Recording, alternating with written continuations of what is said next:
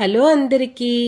తొలి ఏకాదశి విశిష్టత గురించి, అలాగే అది ఎప్పుడు వస్తుందో తెలుసుకుందాం.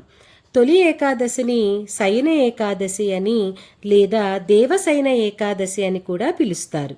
ఇది ఆషాఢ శుక్ల ఏకాదశి రోజున వస్తుంది.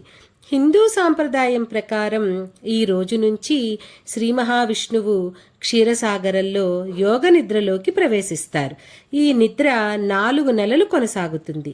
ఈ కాలాన్నే చాతుర్మాసం అంటారు.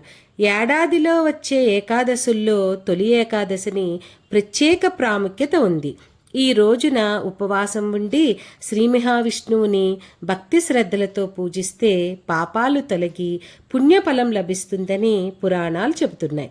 విష్ణు సహస్రనామం, భగవద్గీత పారాయణం చేయడం వల్ల, ఓం నమో నారాయణ మంత్రాన్ని జపించటం వల్ల ఎంతో శుభప్రదంగా భావిస్తారు ప్రజలు. దానం, అన్నదానం, తులసీ దళాలతో విష్ణు పూజ చేయడం కూడా విశేష ఫలితాన్ని ఇస్తుందని విశ్వాసం.